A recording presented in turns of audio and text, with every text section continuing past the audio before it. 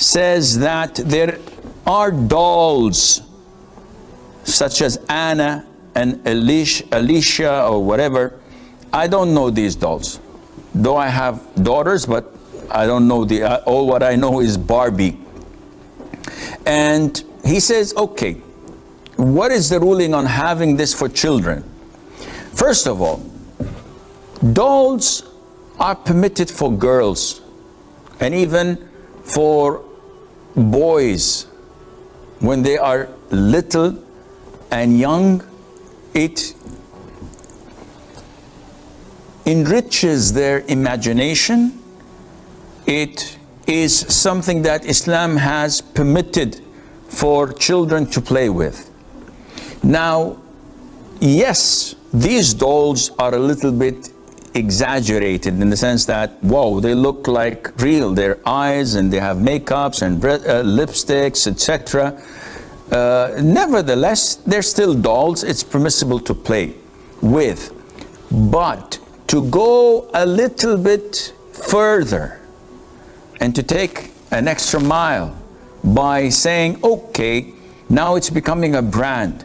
So we have backpacks for children going to school with images of these dolls. And we have mugs, we have lunch boxes, we have shoes, we have dresses. No, this is haram. What is permissible only for them to play with the dolls and not to cascade with this craze that is widely spreading, and people go and take this.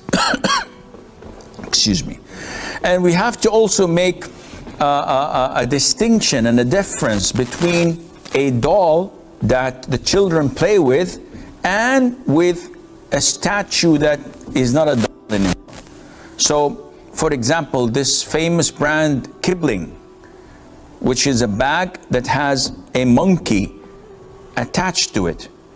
I've seen a lot of people buying the bag for the monkey, and they're grown-up women and girls, and they say, yes, we love this brand. No problem in buying it, but you have to dispose of this statue, because this prevents the angels from entering the house. It's not something halal. You are a grown-up person. You cannot keep these dolls. Some of the brothers call me and say, what's the ruling on me keeping teddy bears? And he's a grown-up man. She's a grown-up woman. She says, I love to sleep with a teddy bear next to me. This is haram. These are statues.